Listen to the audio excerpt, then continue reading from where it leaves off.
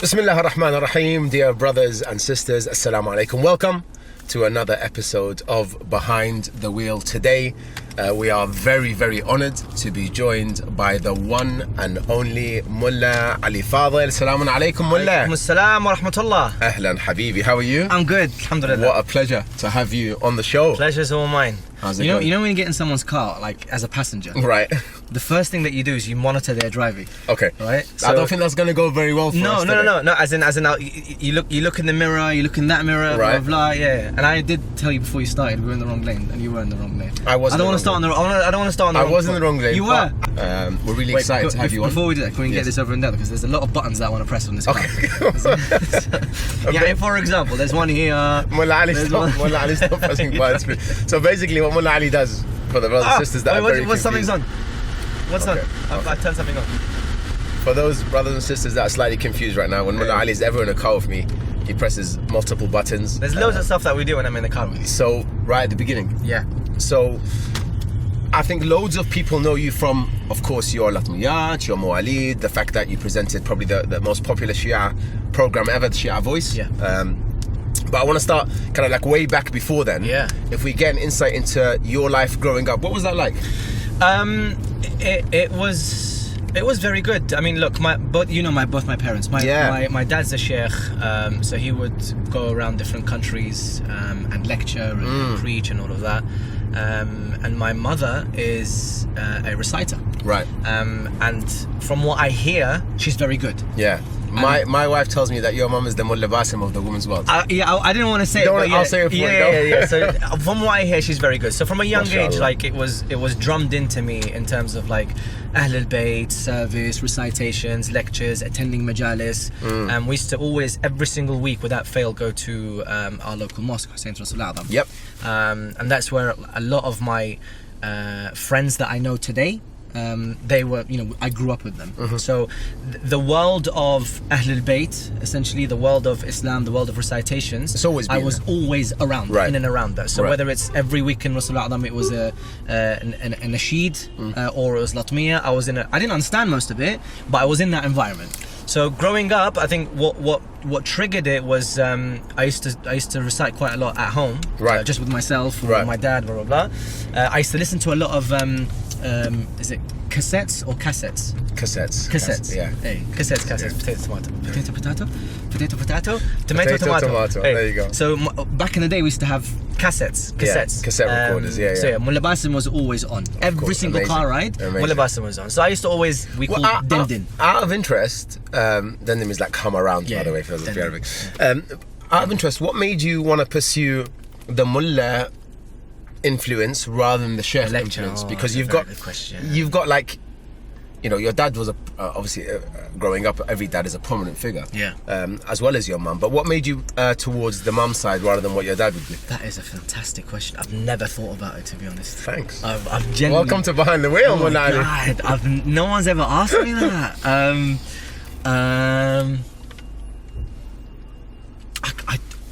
I really, really don't know. I genuinely don't know. I think maybe because my dad.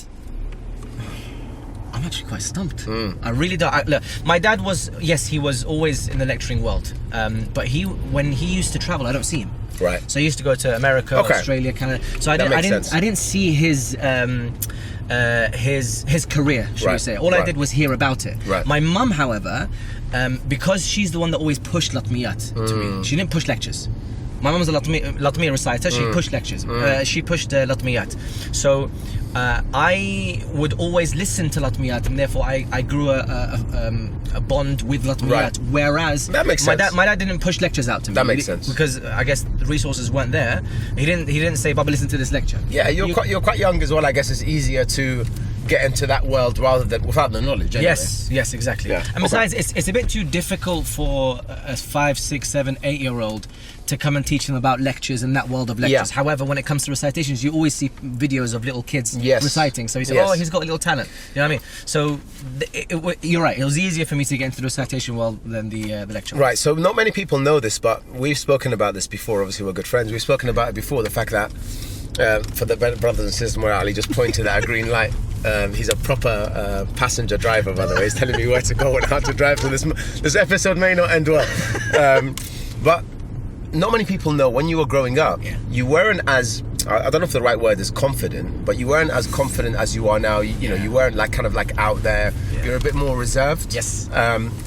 You know, wasn't that difficult going into like recite from kind of an introvert, we call it, into reciting in front of people? Not a lot of people know that. Even till today, like I'm still slightly kind of reserved and introvertic. I don't know. You can't either be an introvert or an extrovert. I think there's a bit of a spectrum as to how. But even till today, like I'm still a bit like shy. Okay. Speaking to people and creating conversation. You wouldn't know. I've learned skips. I've learned skills and tips as to how to engage in conversation, what kind of conversations to have with people that you don't know. But yeah, I mean, most of it is because in high school, yes, I was quite quiet. Okay. And I had 2 or 3 friends that I stuck to. What was high school like growing? Because you weren't an actual reciter. No. Whereas now, for example, that's Mullah Ali Fadhil. If you were playing the word association game, you'd have Mullah Ali Fadhil reciter. Yeah. When you were younger, you were just a high school kid, right? I was a high school kid. So what's interesting is I didn't see high school friends, and this is what's quite different to this day and age now. Especially I see with my younger brother Mehdi. Yeah. In this day and age, in my day, my core friends weren't school friends.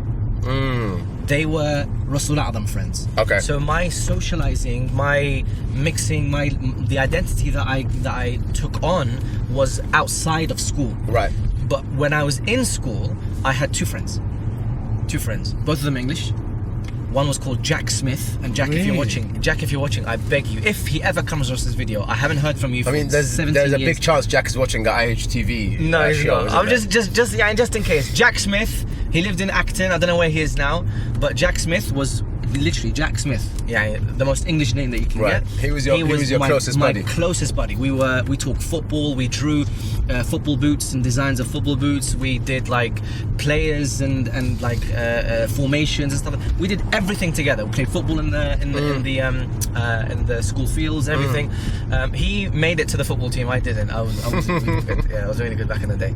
I got better, but I wasn't really good. Anyway, so high school. Even then, the Iraqis used to come to me and they say to me, "Listen, why don't you leave this?" So look, why did you decide to be friends with Jack Smith? So look, he was the only one when I was younger. He was the only one that actually approached me.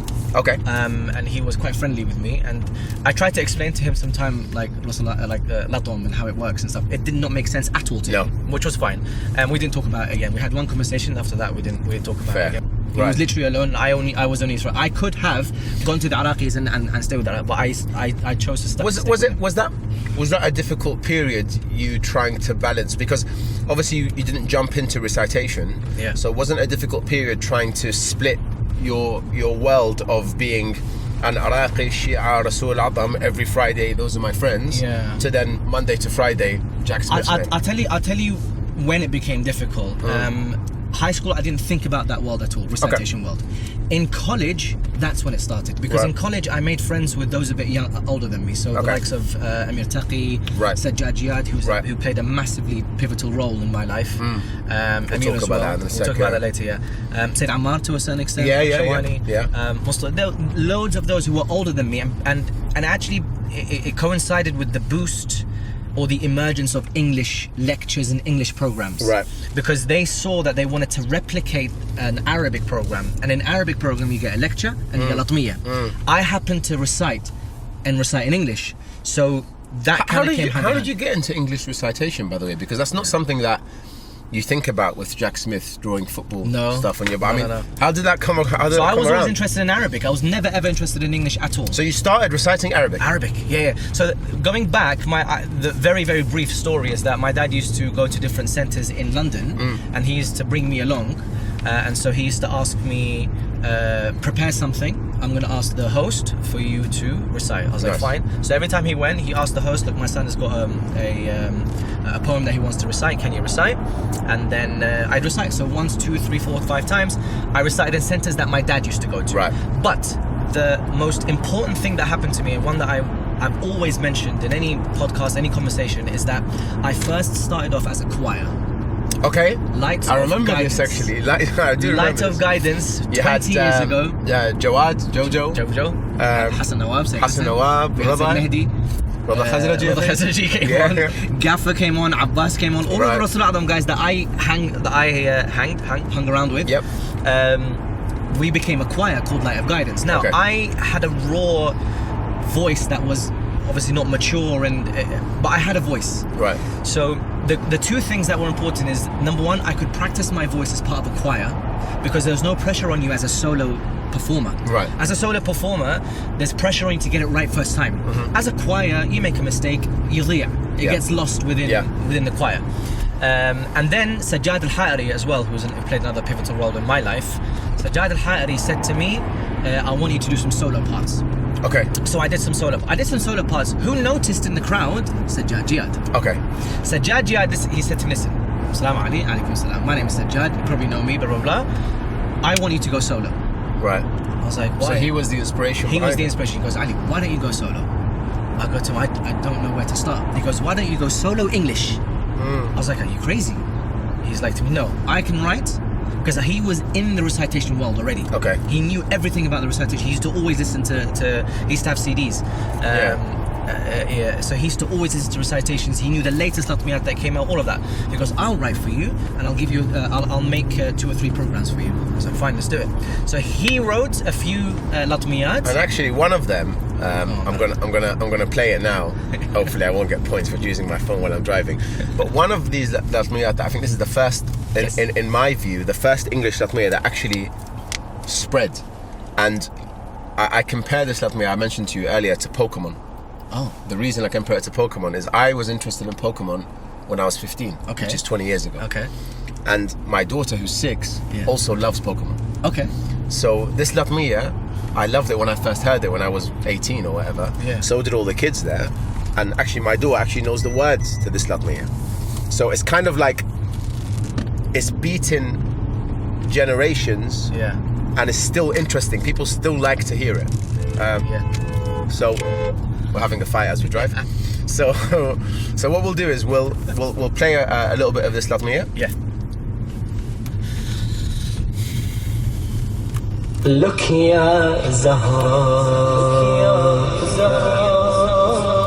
By the way, you're free to join in. I'm gonna join in, but I'm saying that the quality of the thing is really brilliant. It's brilliant for what it was at the time, but not like if you compare it to now. But listening back to it, I hate it. I really hate it. I feel like I could have done better here. But it is what it is. Read us some abiyat? I'm gonna read. Let's go. No, we have to put the volume up. I was gonna read with it. Yeah, read. No. Put the volume back up. No. A lonely voice was heard in morning.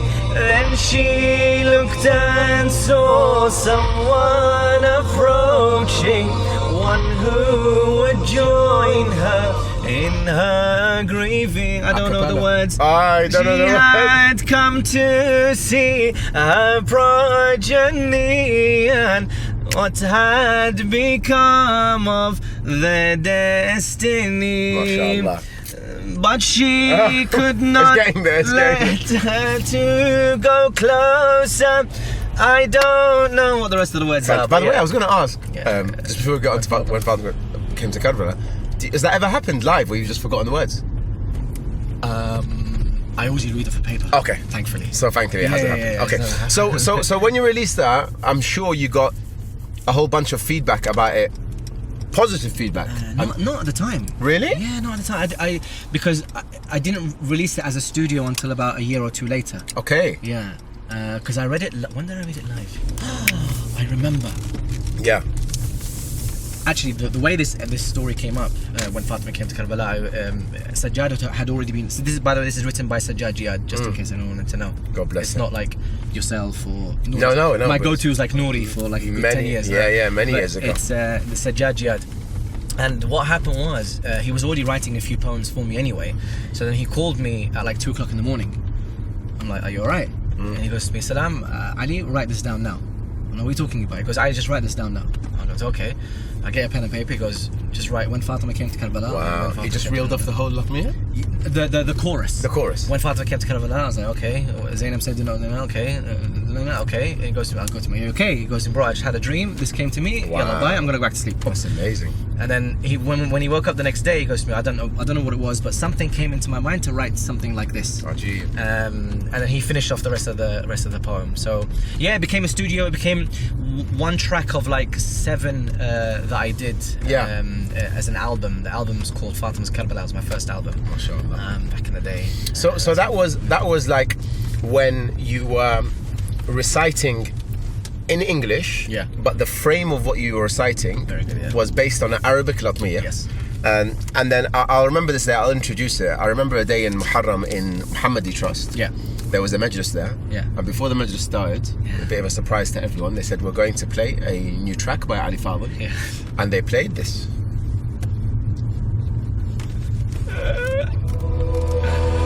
Wow. But leave me more in love with the one that was sent to take me higher, away from desire. And I spent 10 nights in grief. I'm hoping for peace, but I don't want to sleep. And when I close my eyes, Karbala, your land is in my mind. So I could listen to that track for a while. That's one of my favorite Ali Fadhil tracks ever, by the way. And I think that all the work that went, your recitation, the poetry, it's a beautiful, beautiful track. That day, not many people know this, but half of the crowd walked out. Yeah. Genuinely. Yeah. People were like, I can't believe that they're playing a tune that has, or there's a tune, there's Song. music, It was a song. This is disgusting. This is an offense. This is great. And your face that day was like a sledgehammer just smashed you straight away.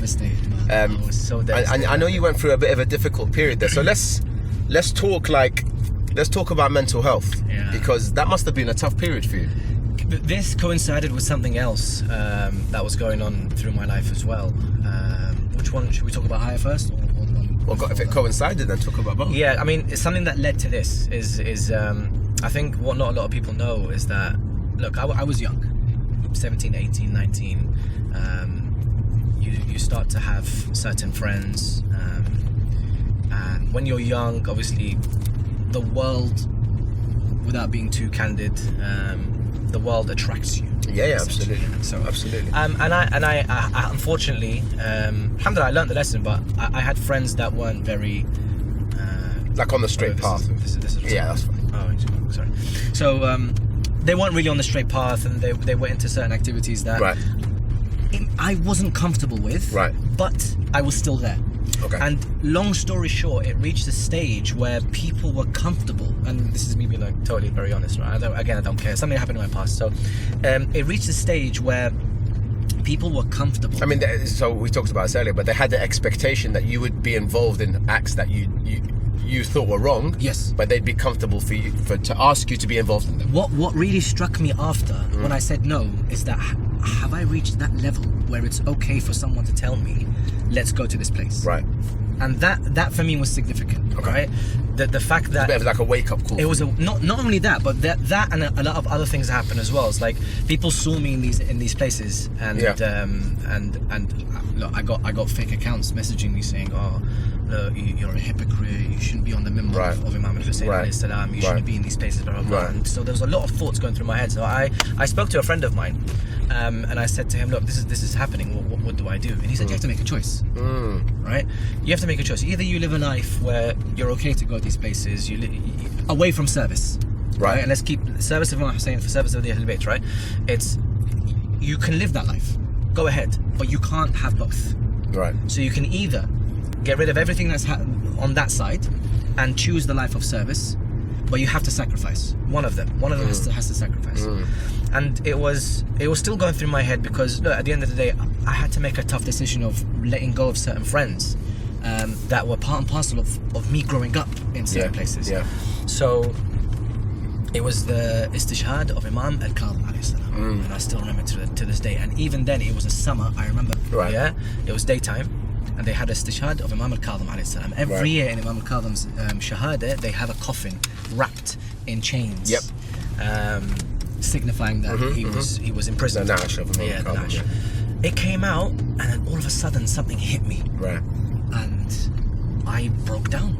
Like, I was crying and crying, and I just sat in a corner, and I could just still see the Nash, and I was like, this is my path. This is what I have to do. This is what I got to choose. And even to a certain, like, people are coming up to me saying, "Are you okay?" And I was fully broken down. Yeah. And that's when I decided, you know what, I can't. So slowly I let go of those friends in a nice way. Like, oh, let's go out. I'm like, I can't make it today. And then I chose the life of service. Alhamdulillah that I had those people like Sajjad who are around me, Right. Amir, Sayyid Right. Ammar, Right. all of those that are around me that gave me the All the opportunity. influences that could help you That choose could the help right me, path. but also gave me the opportunity to be able to recite. Yeah. Because I could choose that path, but no one can give me the opportunity. Yeah, I was like, yeah, you know yeah. what, this is not Fair for me. point, Let me go back fair again. point. But alhamdulillah, I had that opportunity to be able to say, you know what, this is my path. I'm going to go for it. All right. Then, once I developed it, the English world, I was then stuck in two minds. Right. Because I wasn't really stuck in two minds. Actually, someone came out to me with a proposal. He said, "Listen, Ali, you've been reciting in the Iraqi way for a couple of years now. Why don't you try something different?" I'm like, "What do you mean?" He goes, "Look, I have a song. When I grew up, songs, music, tunes, melodies, that was like a red flag for me." Right. So when he said song, I'm like, "Whoa, let's just." He goes, "Look, hear me out. Just hear me out. I'm not gonna make you listen to a song, but just hear me out." He Right. sung it to me, higher, a cappella. Right, I was sitting in a cafe with him. He sung it to me. I'm like, this is the worst thing I've heard in my life. but I was like, you know what? There's still something. What he said to me was quite interesting, and this is what I kind of used as inspiration. He said, "Look, Imam Hussein alayhi salam, we commemorate and we always say, let's spread the message of Islam, spread the message of Imam Hussein. How do you spread the message of Imam Hussein if you don't speak the language of the people that you're spreading it to?" What I mean by that is al-Latmiyya, it's got words like Karbala, Imam al-Hussein, Yazid, and killing and death and beheading and all of that stuff. A non-Muslim is not going to resonate with this. Yeah. A non-Muslim would resonate with values such as love and peace and justice and all of that, right? So higher, it speaks about a story of someone, who's going through pain. Right. Someone who's lost a loved one. Right. Right? Non-Muslims can resonate with that. Absolutely. Right? Yeah, So yeah. he said that to me, that's when it clicked. I'm like, you know what? You're right. And I'm going to give this a go. So fast forward to it, Yeah. that moment when it was released. Yeah. How are you feeling when people like? Because obviously you had so many expectations. You bought into the message, which is he's got a very strong point there. But when people walked out, how did I you was feel? disappointed because I had the expectation that people also had my view as well. Okay. But people had different views. And look, there was a bit of backlash, we can call it, because some people were like, no, was quite disrespectful. It was like, people, as soon as it started, Haidar, I was mortified. People started laughing. Oh wow. As soon as it started, don't leave me, people started laughing. And I could hear the sniggers. And I'm like, oh my God, what's happening here? I could hear the laughing. And I'm like, this is bad, man. This is really bad. So I was demoralized as soon as it finished. How did you overcome that? Well, I let it happen, and I kind of went into my shell a bit, and just listened to or read the different feedback online. Okay. Yeah, and when I heard the feedback, that's when I thought, okay, you know what? There's a silent majority out there that appreciate this kind of projects, these kind of tracks. Yeah. There is, of course, people who prefer only by the book, Latmiyat only, because that's what they're used to. But there's a majority of Shias around them that don't make that much noise, but that want content like this. Yeah. And they'd appreciate content like So this. you focused on the positive. So I focused on that rather than letting it get to me. And also, what we also have to understand is sometimes, especially in the recitation world, the feedback that you get is from those that are close to you. Yeah. But if you just overstep that boundary just once and just see what outside world sees, was my hand too much in there? No, you're fine. Don't worry. What the outside world sees, then it might be a bit more genuine, because a friend of yours, Yeah. I know, a friend of yours, Yeah. could have a certain bias, or family. For example, my mom said to me, "Ali, I'm never gonna listen to this ever again in my life." Yeah, she goes, "I'm sorry, I love you. I've taught you. I've tried to teach you well, but this for me is a red line." Right. I'll be totally straight up. She said to me, "Ali, this is not for me." Scary. I was like, "No problem, Mum. Thank you very much, but I'm gonna carry on with this." What happened after that was I went a bit deeper into the Western style. Okay, Mullah. So Haya gave way, as you mentioned, to new types of recitation that you hadn't really done before. No. I know you're doing more kind of, I want to call it like, maybe like similar styles now. Yeah. But during that period, you also then transitioned from working, I want to say like for like Islamic institutes, into then working in the corporate world. I don't know if many of the brothers and sisters know this. No, I was suit and tie and train and commuting in the city, right? In the city, so Haida was my manager. Haida Qazaz was my manager. I had the honour of working with you in the corporate world for 7 years, 6 years. I don't know. It was a long time. But basically, you know, when I first started off the whole recitation world, before I started corporate, it was like for it to make ends meet, should we say, for it to be worthwhile, I'd have to do like tours of 2 or 3 weeks, being away from the family, and even then, the recitation world's very seasonal.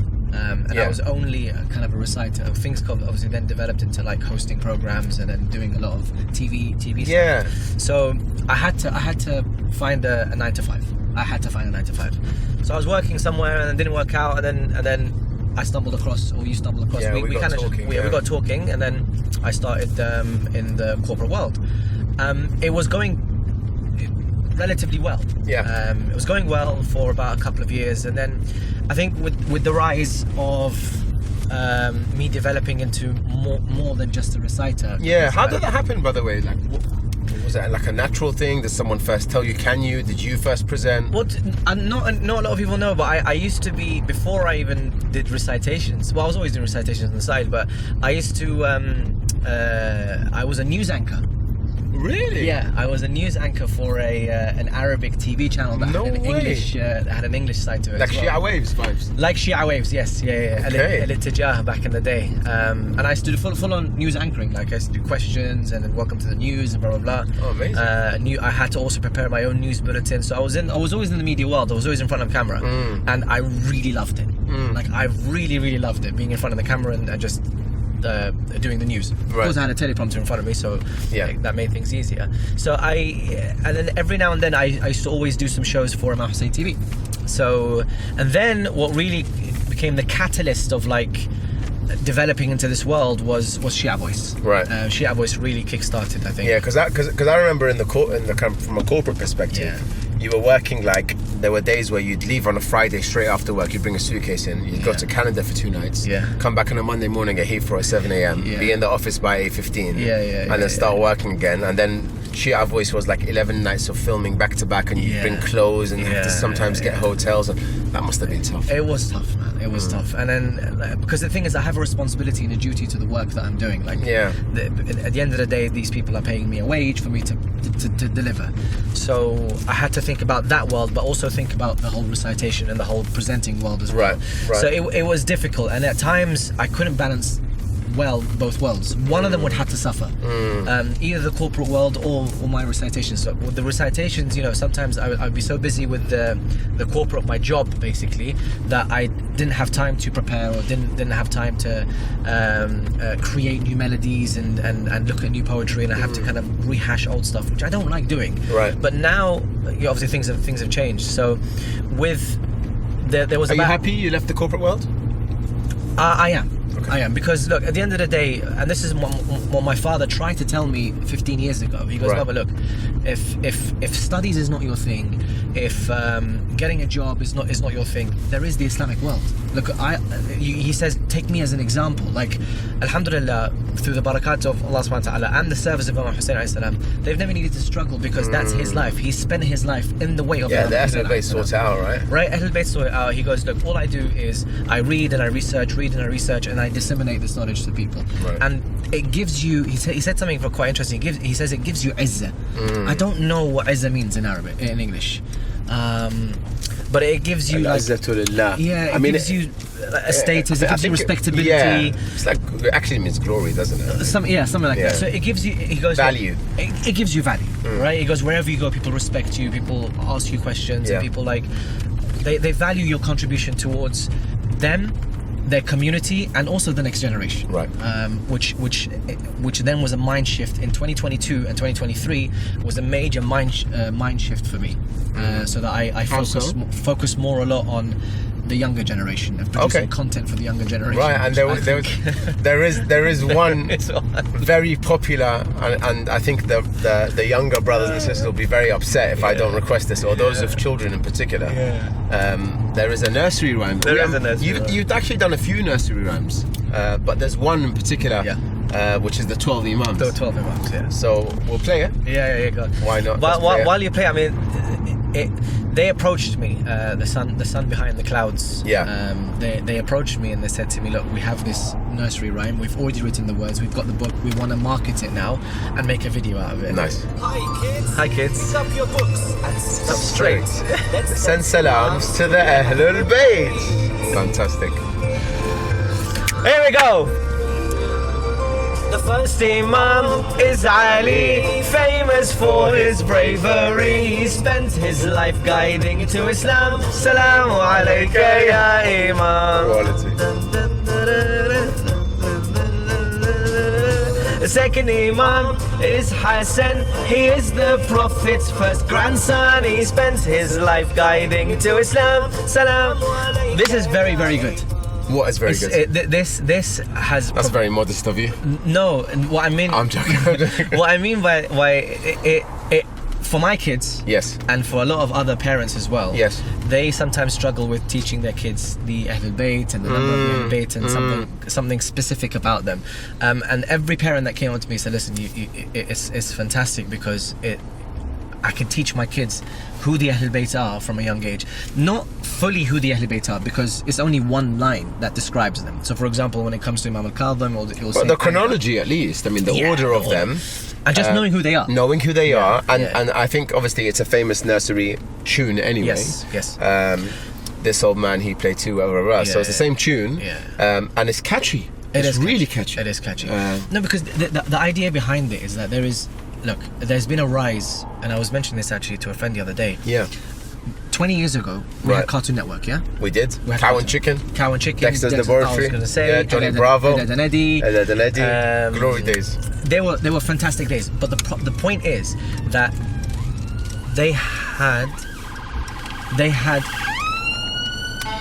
we had one option. Actually, we didn't have an option. Whatever they showed, we would have to watch. That's what we have to watch, right? Yeah. Now, you put on your smart TV, you've got Netflix, Amazon Kids, Disney, you've got all of that. YouTube. And even YouTube as well.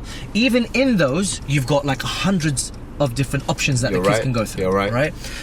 Now, if you tell a kid, you can't watch this because it's dangerous or whatever it is, because there's a lot of hidden agendas now in these cartoons.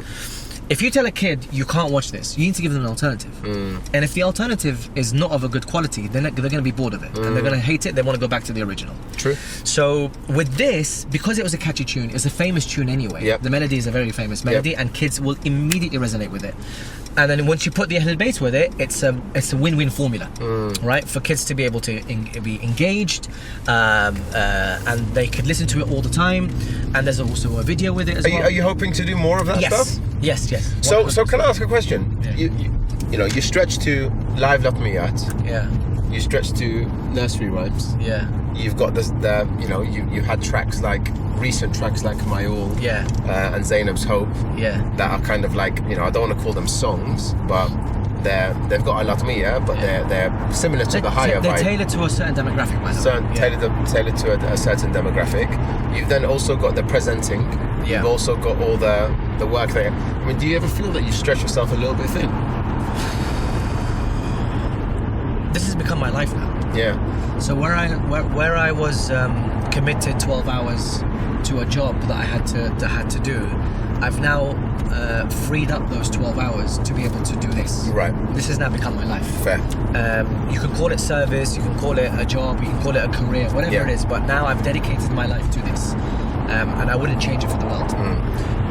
Because I can concentrate. There are certain times in the day where I can concentrate on recitations. I can concentrate on presenting. My life now, from a 9 to 5, is to develop and produce. So whereas content. before you were doing something completely different and you had to zone out. Yep. And like I've literally seen you at lunch times. Yeah. You know, practice for a majlis in the night, for Yeah. example. Yeah. Now that's your That's my bread and life butter, now. basically. That's my life now, right? Okay. So I you know, I wake up in the morning, go to wherever I need to go, and I need to produce content that a year ago I was already thinking about post 6 o'clock.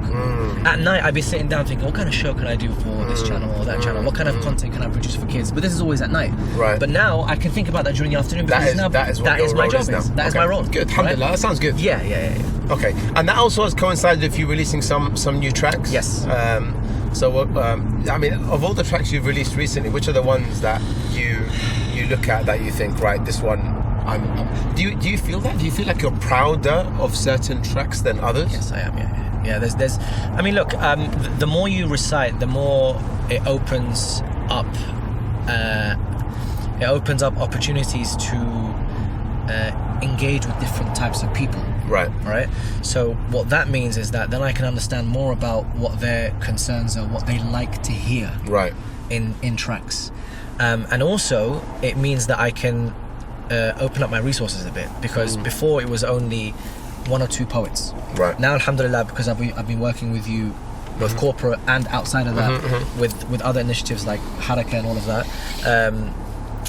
You started writing well, you've already been a poet for a while, but you've now tailored some poetry towards the service of the Ahlul Bayt alayhi salam. Yeah. And so what that meant is that I can use Nouri, for example, Nouri Sardar, for a certain type of event and a certain type of track, but then I can use yourself for other types of tracks, and those other types of tracks resonate with a demographic that I also want to target. Okay. Yeah. So Nouri is great when it comes to a traditional latmiya. I can use him, but you are fantastic when it comes to simple words. However, words that fit a melody, and that's the most important thing. Because a melody that I want to use for like a Western style melody, I can't get Nouri to write to that, right? But I can get you to. I'm sure he could. I'm sure he could. What I'm saying is, Nouri, if you're watching, by the way, that was Ali Fadhil. I just had to go at your poetry, just so you know. That wasn't me. I've been using it for 10 years now. Nouri is 15 years. Jabal al-Kadhimi of the English world, in my opinion. Nouri has a special place in my heart, and he's. We didn't talk about it, but him and me coincided with I needed English recitations, and I needed English poetry. Amazing combo. Yeah, I needed English poetry, and he needed an English reciter. So we just met, and it was fantastic, and it's still ongoing. God as well. bless him. Shout out to Nouri. So the point is that I've now widened my resources to be able to utilize. If I wanted to have a children's track, there's also someone that I can go to. Yeah. So that's the amazing thing about having loads of experience in this world. Right. What is your track? Well, we've done that. No. So just thinking about the new kind of melody tracks. I mean, interestingly, a lot of people have come up to me and said that there's a track that you've done which is called Promise Me. Yeah. That got some really good feedback. I think that was COVID years that was done. This is a heartfelt track where it really does describe a person's love for Imam Hussein alayhi salam. Should we sing a bit? Do you want to sing a bit? Yeah. Okay. Yeah, I really love this track. I'll put the volume up and you can sing it. Yeah. Can I just sing? Can I genuinely sing at least one bit of it? Go for it. I'm not going to do anything. I'm just going to drive. Volume up. Yeah, just a bit. But you got to sing it loud. I'm going to sing loud. I'll sing loud. I don't know the words, by the way. Oh, I forgot the words. They say, I'm alone, I'm in pain, I want healing. I'm afraid I'm in pain to keep breathing. I'm ashamed, I'm in fear, you're not here, that you're gone. Oh, you're my love, you're my life, all it's me. You're my home, you're my heart, all it's feeling. You're my strength, you're my soul, you're my own, my Hussein.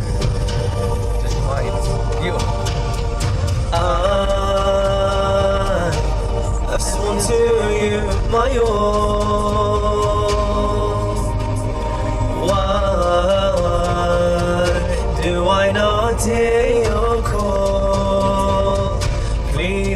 on, tell me, still your grace that I felt.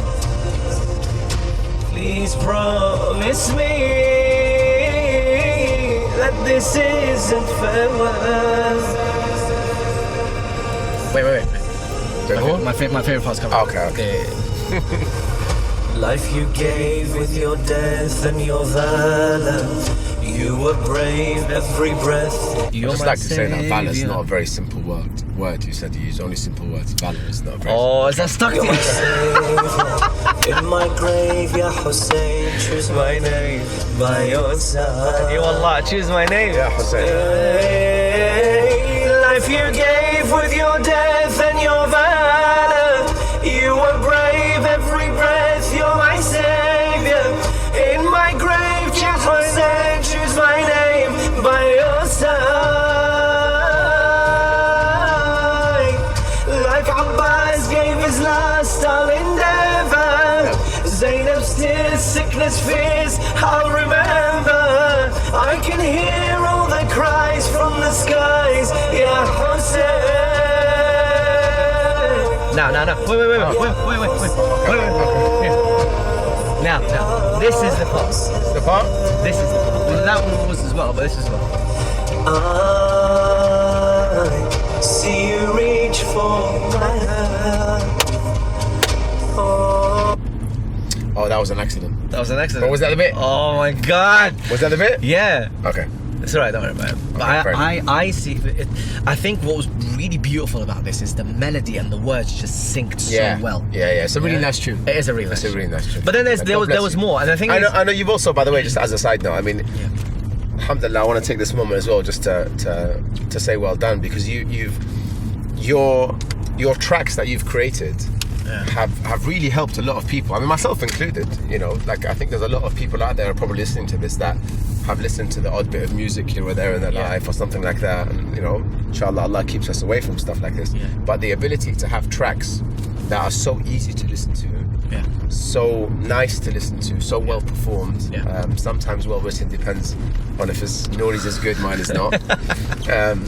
But alhamdulillah, I mean that's a big blessing. Yeah, I mean, look, it's the least that we can do with the resources that we have. At the end of the day, everyone's got a responsibility, and I can't on the day of judgment say, well, look, God has given me a voice, effort, commitment, and you can't turn around and say, well, look, I didn't utilize it to the best of my ability. What's next? What types of tracks? You were going to say? No, I was going to say, like, for example, like it doesn't have to be recitations. Like you're fantastic when it comes to leading people, guiding people. Volunteers, by the way, look up to you quite a lot, more than a lot of others. So everyone's got their own responsibility. Yeah. Got their No own doubt. I mean, position. it's the least we can do for the Ahlul Bayt, let alone just Imam Hussein. We gave everything, right? We need to try to provide something in return. Inshallah. Speaking about providing something in return, what type of tracks are you doing next? Because you've just released very recently a track called My All and a track called Zainab's Hope. Yeah.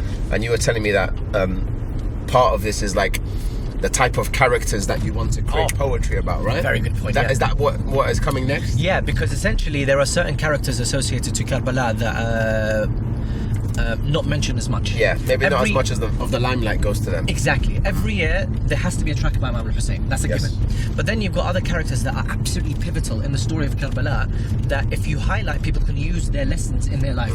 So for example, My All is all about Muslim ibn Aqil. Yeah. The poetry for that is phenomenal because the first time I've actually been able to hear poetry that describes Muslim ibn Aqil's affairs in such a way, and again the tune synced well with it.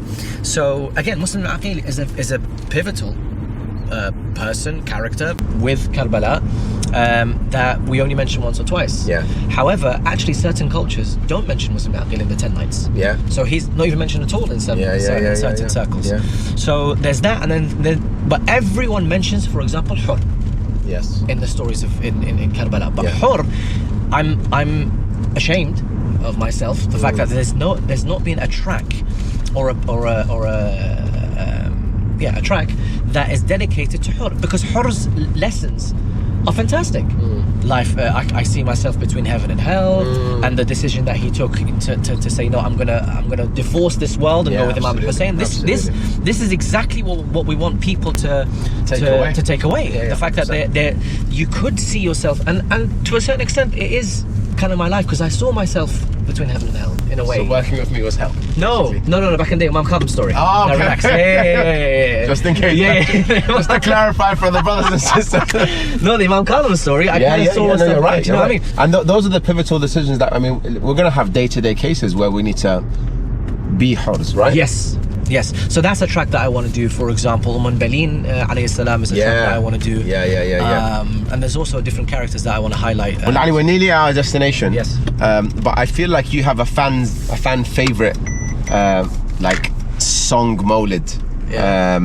Which is Ana Hubbi Ali. And I feel like everywhere you go, even if it's not related to that, Ana Hubbi Ali, everyone just loves Ana Hubbi Ali. So before we go, that's been around for a while. It has been. It's been around. There's been different versions of the English as well, I think.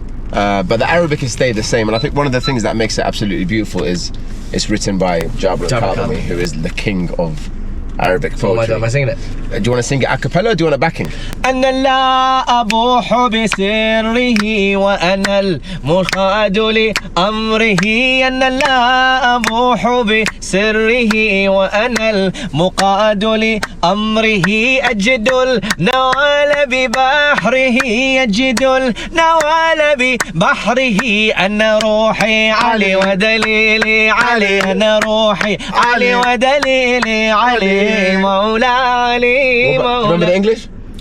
On the love of my heart. No. Wow. On the, what was it? Love of your light. On the love of your light. When I was raised, I was born, and your name I heard praised. On the love of your light. When I was raised, I was born, and your name I heard praised. In Ghadir, my heart for you was saved. In Ghadir, my heart for you was saved. From my father Ali and my mother Ali. From my father Ali and my mother Ali. مولا علي مولا علي مولا علي مولا علي. Ahsan, Mullah Ali. Inshallah, you're always a khadim of Mawla Ali. Likewise. God bless you. It's been lovely to speak to you. So before you go, as usual, brothers and sisters, we have a quick fire round. Mullah Ali has no idea what questions are coming up. No, I don't. So what you need to do is And I'm always faithful because you can always ask. you be honest, number one. Okay. Number two, I'm always honest.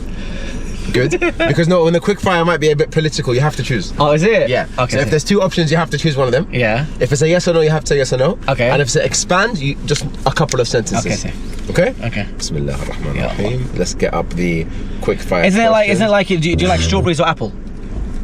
No. No? Because that would be a terrible quick fire question. And this is behind the wheel, so the questions are amazing. Okay. So I will start. Okay, so first question. Question number one. Reciting a latmiyya or reciting a mawlid? Latmiyya. Favorite day of the week? Friday. Okay. What's the favorite community you've traveled to away from London? This is going to upset some people. Oh, that's a good one. Recently, it's been Of all time? Your favorite one? Minnesota. Minnesota? Yeah, they're phenomenal, man. Minnesota. Maychem. If you had to drink a saffron milkshake. That's gonna upset a lot of people. We'll see how that's. Okay. If you had to drink a saffron milkshake. No. For £10,000, would you do it? No. 10,000? Those of you who know more No. ask them why. Okay. No. Your favorite hadith? Favorite. The one that you hold to your heart, the dearest. Imam Ali says, "Lo kushifa anni al-ghita, mazdadtu yaqina." Very nice. So if the veil was lifted from me, I would not increase in certainty. Beautiful. Why is that your favorite? Death related. Okay. We'll talk about that another time. Next time. Would you rather be able to speak every language in the world or be able to speak to animals? Speak to animals. 100%. Imagine you could do a Korean. No, bro. I want to speak to spiders. I want to speak to them, not in a weird, dark way. But when I see a spider, I'm gonna say, listen. If we edit this whole show and take out that line, I want to speak to spiders. People are gonna think do you know why? Because when I see a spider, I'm like, buddy, I have to remove you. I'm sorry, but just please go. They just stay there. Okay. Next question. What's the most important lesson you've been taught?